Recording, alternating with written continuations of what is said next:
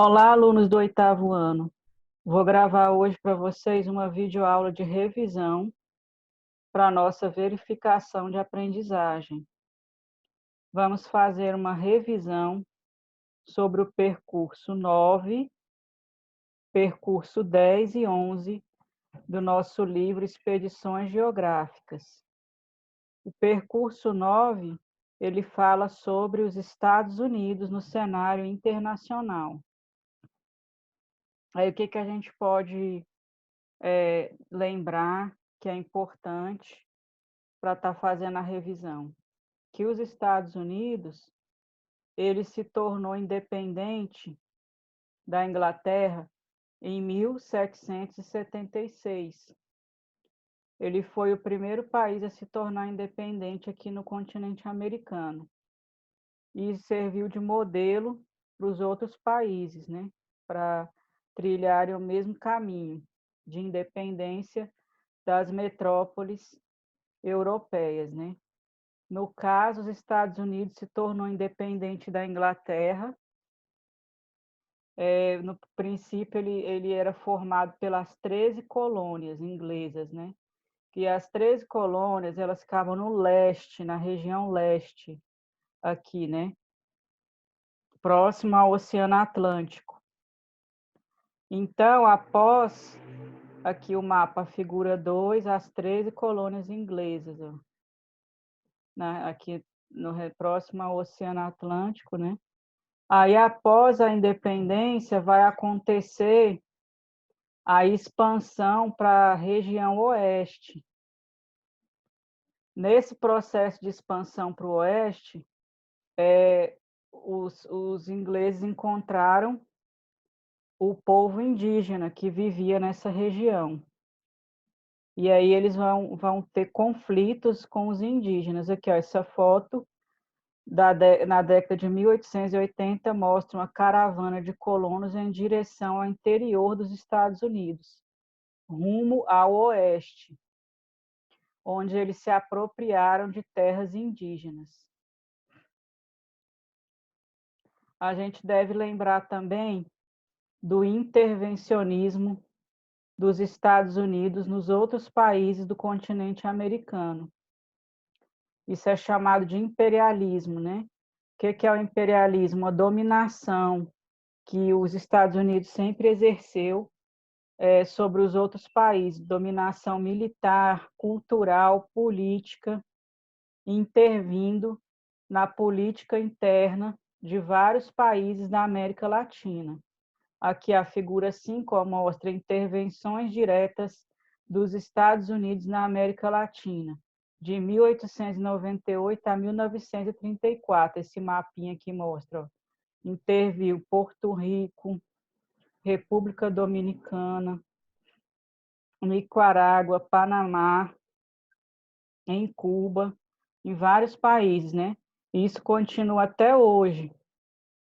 Como os Estados Unidos têm poder econômico, ele continua intervindo em vários países, na política interna, né, de vários países, no Oriente Médio, na América Latina. Agora vamos ver aqui a China no cenário internacional. A gente deve lembrar que a China, ela passou por um processo em que ela já foi um país considerado um país socialista. Aconteceu a Revolução Socialista, e aí o líder Mao Tse-tung fundou o Partido Comunista Chinês na China, e esse processo fez com que ele se libertasse da dominação estrangeira, que tinham vários países que dominavam a China, né, economicamente. A Rússia, a Alemanha, a França, Japão, Estados Unidos. E aí, com a Revolução Socialista, que começou o desenvolvimento da China, porque aí eles começaram a investir, né, na indústria, grupos nacionalistas chineses se organizaram deram início à libertação, né, da China, e aí o país começou a se chamar República Popular da China, sob a liderança do Mao Tse-tung, com a implantação do socialismo e fazendo uma aliança com a União Soviética, isso em 1949. Na época, a União Soviética ainda era um bloco forte, né, que tinha muita influência econômica e política no mundo. Aí a gente sabe aqui o caso da ilha de Taiwan, que ela é como se fosse separada, né?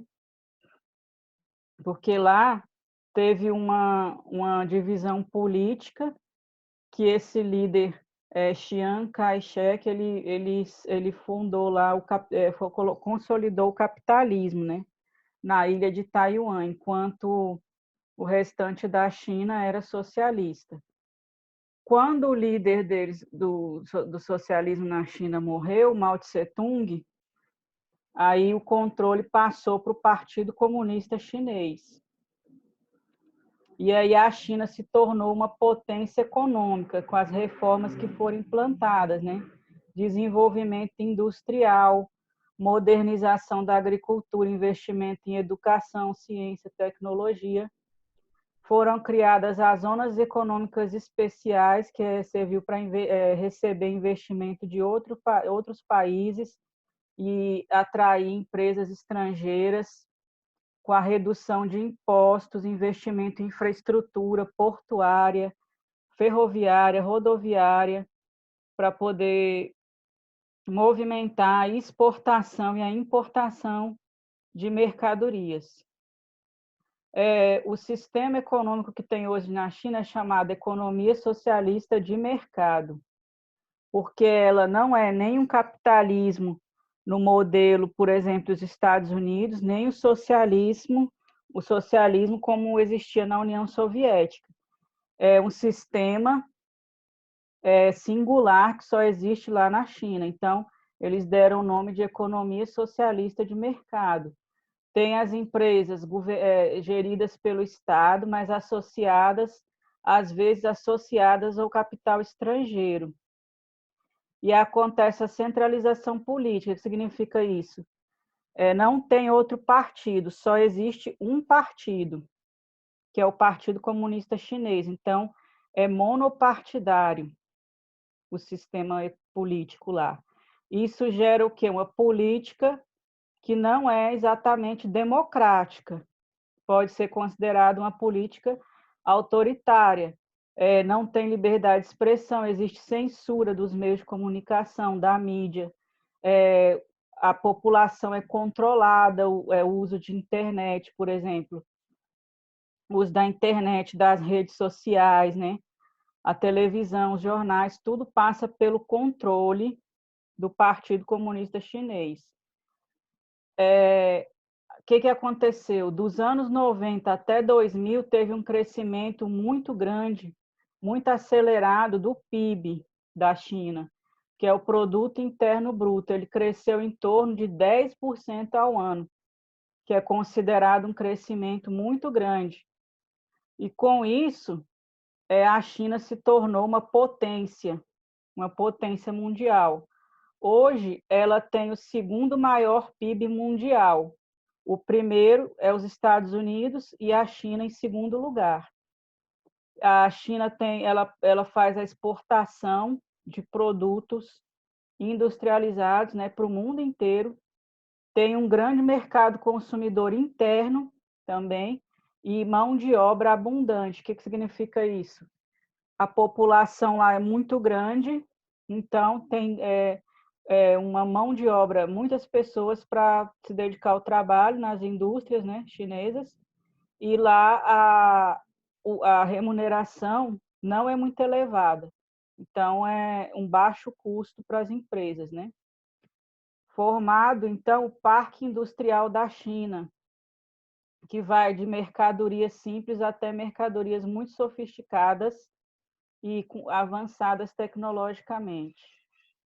Então, hoje a China é o maior exportador de mercadorias do mundo. E também ela importa petróleo, minério de ferro, soja, carne, aço e algodão do Brasil. A China, ela é hoje um grande parceiro do Brasil, um parceiro econômico, né? O Brasil exporta matéria-prima, mercadorias de baixo valor agregado, né? Que são essas aqui citadas, ó, petróleo, ferro, soja, carne, aço e algodão, principalmente, né? Que são as que se destacam. E o Brasil importa os produtos, né? Industrializados.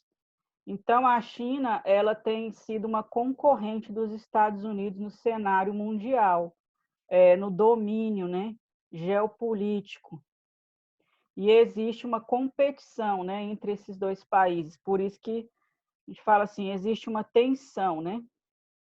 Mas como os Estados Unidos precisa também de manter relações econômicas com a China, ele acaba se policiando na emissão de críticas, né? Por exemplo, no caso lá do controle da imprensa, da falta de liberdade de expressão, né? São as tensões políticas são superadas pelos interesses econômicos entre os dois países, porque a China é o maior parceiro comercial dos Estados Unidos. Então, a gente tem também a cultura chinesa, né, se espalhando pelo mundo inteiro. Agora vamos ver aqui o capítulo 11, percurso 11 do nosso livro, fala sobre os BRICS, Brasil, Rússia, Índia, China e África do Sul. Esses são os países que compõem os BRICS, né? Esses países, o que uniu eles? Algumas características em comum. Eles tinham perspectivas econômicas de crescimento, né? Eram países emergentes. Então, eles acabaram formando um bloco, né? Que iam colaborar entre si para poder crescer. A China e a Índia foram os que cumpriram esse objetivo que tinha de crescimento, né? O Brasil, o que aconteceu? Nós tivemos a crise política, né, interna, e aí acabou tendo uma queda no crescimento econômico, e o crescimento econômico se tornou até mesmo abaixo da média, né, do que poderia se esperar. Aqui, ó, nos anos de 2015 a 2016, quando teve a crise econômica, a crise política no Brasil do impeachment da Dilma Rousseff, o crescimento do PIB foi de menos 3,5, então foi negativo, né? A África do Sul também tem mantido um crescimento, só que as que mais se destacaram foram a China e a Índia, nesse período, desde os anos 2000 até agora. Aqui, ó, 2000 a 2008, PIB da Rússia cresceu 7% ao ano, mas com a crise financeira mundial que começou em 2008, atrapalhou o crescimento, né? Teve uma estagnação do crescimento da Rússia. Esses países dos BRICS, qual a característica em comum deles? Eles são países que têm extensão territorial muito grande, populações também muito grandes, e esses estados, eles precisam de quê? De investimento em escola, em assistência médica, em habitação. Eles são um grande mercado consumidor, né? Então, todos eles têm essas características em comum. Aí, se a gente for comparar características dos países dos BRICS com os países realmente desenvolvidos, tem algumas diferenças, né? Por exemplo, a taxa de natalidade dos países desenvolvidos é em torno de 10%, e a esperança de vida é superior a 80 anos, e a população tem, em média, 13 anos de estudo. Aí, aqui, se a gente for ver, Brasil, taxa de natalidade, 14,4%, então é maior do que os países que já estão desenvolvidos, né? Expectativa de vida, 74,7 anos. Média de ano de estudo, 7,8 anos de estudo, a média, né? Enquanto que nos países que já estão desenvolvidos são 13 anos de média de estudo. Então, o Brasil, se a gente for comparar esses dados aqui, ainda está um pouco distante das características de um país que realmente desenvolvido, né? Ele é um país em desenvolvimento.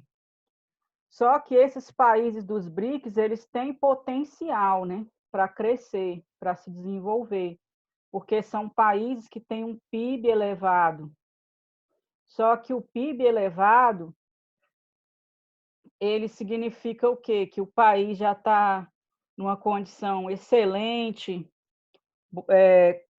IDH alto? Não, porque assim, esses países eles têm um PIB elevado, mas eles têm problemas sociais, pobreza, desigualdade na distribuição de renda, baixa média de anos de estudo, a mortalidade infantil, que é a morte de crianças menores de 1 ano, a morte de crianças antes de completar 1 ano, né? Então, o Brasil, ele tem essas características ainda, apesar do PIB elevado, tem as condições de vida da população precárias, muitos problemas sociais, né? Parte da população vive abaixo da linha da pobreza, né? Então, o país, para ele se tornar desenvolvido, não basta só ele ter o produto interno alto, ele tem que erradicar a pobreza, ele tem que oferecer os direitos sociais, que é o acesso à educação, à saúde, à moradia, ao trabalho, à alimentação de qualidade, lazer, né? E tudo isso falta ainda para esses países que são dos BRICS, né? O grupo BRICS, né? E o Brasil principalmente está nessa situação. Então, a revisão que eu tinha para fazer com vocês, eu vou encerrar por aqui e na próxima aula a gente continua. Então, nossa avaliação vai ser esses 3 percursos do livro, percurso 9, 10 e 11. Até mais.